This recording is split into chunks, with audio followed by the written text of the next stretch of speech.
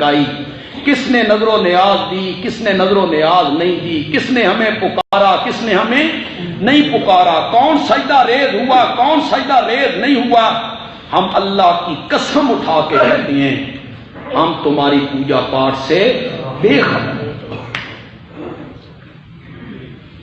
یہاں لوگوں کو پڑھایا جاتا ہے، وہ سلام سنتے بھی ہیں، پہچانتے بھی ہیں، خیر خیریت بھی پوچھتے ہیں، خیری آیا، باقی گھر والے ٹھیک ٹھاک سر سادے۔ تم نے یہ دنیا والوں کو پڑھا رکھا، وہ جواب دیتے ہیں۔ خدا کی قسم میں حیران ہوتا ہوں، میں حیران ہوں کن قصوں میں پڑ گئے علماء کرام، کن قصوں میں پڑ گئے ہو۔ فلاں عالم ایک بزرگ کی قبر پہ گئے اور وہاں جو فاتحہ پڑھنے لگے تو اندر سے آواز آئی، چل چل کسی مردے اتے جا کے پڑھ۔ آگے سے لوگ کہتے ہیں سبحان اللہ، کسی مردے سے پڑھ، وہ جو قبر کے اندر ہے کسی مردے کے اوپر پڑھ، میں تو زندہ ہوں، اے زندے زمین دے اتے ہونے کہ اندر ہونے؟ اتے، اور اندر کون ہوتے ہیں؟ مردے۔ زمین کے اوپر ہوتی ہیں زندے، اور جو زمین کے اندر ہوتے ہیں نا مردے ہوتے ہیں، وہ زندے نہیں ہوتے، وہ میت ہوتی ہے، وہ مردہ ہوتی ہیں۔ تم نے یہ ساری کہانیاں بنائی ہیں۔ ایک ہمارے اس علاقے کے سرائکی علاقے کے عالم تھے، وہ کہتے تھے کہ قبرستان جایا کرو تو دھوتی پہن کے لگا، سلوار پہن کے جایا کرو، مردے تھلو ویکھتے ہیں۔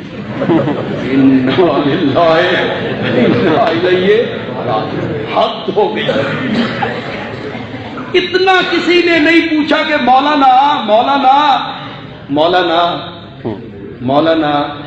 جو مردہ 5 فٹ زمین کے اندر سے، مٹی کے اندر سے دیکھ رہا ہے، وہ سلوار دے کپڑے کیوں نہیں دیکھ سکتے؟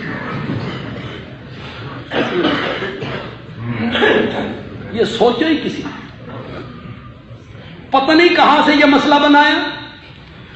کئیوں نے مسئلہ بنایا کہ یہاں سے پکارے سنتے ہیں، انہوں نے بنایا نہیں اوپر سے آواز دیں تو سنتے ہیں۔ پھر میں وہی بات بیان کرتا ہوں، مجھے بیان کرتے ہوئے مزہ آتا ہے، میرے استادوں کا قول ہے جن سے میں نے حدیث پڑھی تھی، رئیس المحدثین حضرت مولانا قاضی شمس الدین، سچے بات ہے، وہ دین کا شمس تھا، اس میں کوئی شک نہیں، اسم با مسمى تھا، دین کا شمس تھا۔ یہاں سے پکارو سنتے ہیں، وہ کہتے ہیں وہاں جاؤ تو سنتے ہیں، دیکھتے ہیں، حال پوچھتے ہیں۔ میرے استادوں نے کہا کہ ہم کہتے ہیں نہیں سنتے، وہ کہتے ہیں سنتے ہیں، نہ ہم نے مر کے دیکھا کہ ہمیں کوئی تجربہ ہو کہ نہیں سنتے، نہ انہوں نے مر کے دیکھا کہ انہیں کوئی تجربہ ہو کہ سنتے ہیں۔ جس نے 100 سال مر کے دیکھا تھا وہ کہتا ہے کہ نہیں سنتے۔ سبحان اللہ۔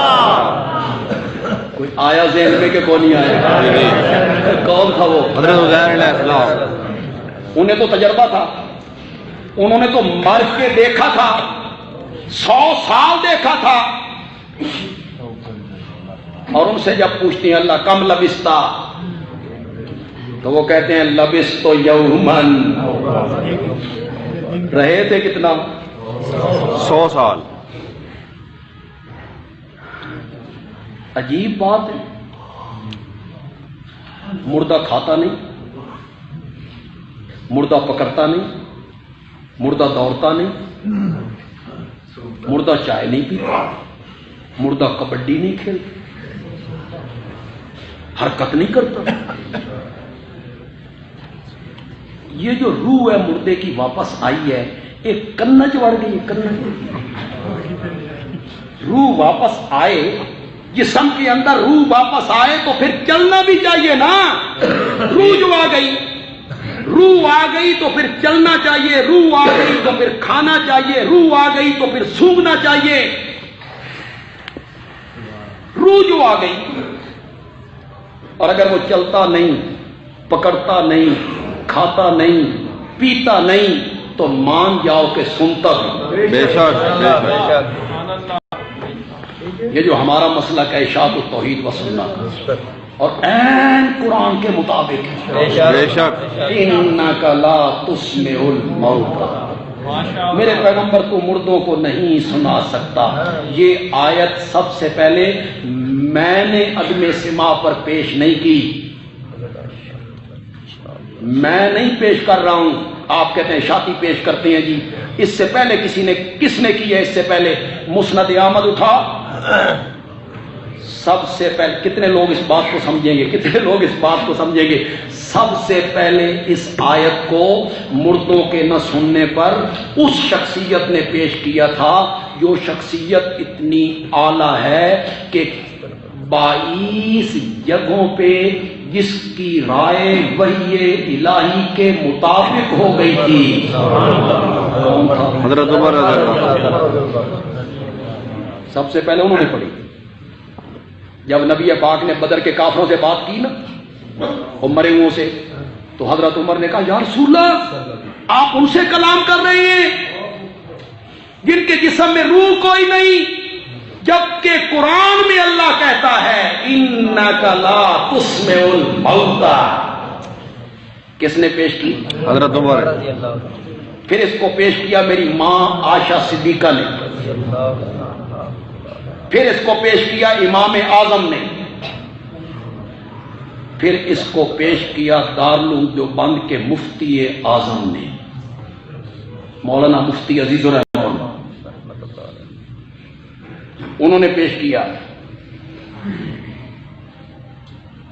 درس ہوتا ہے، درس میں کوئی خطاب کا ماحول نہیں ہوتا، بس یہ اعظم سے بات ذہن میں آ رہی ہے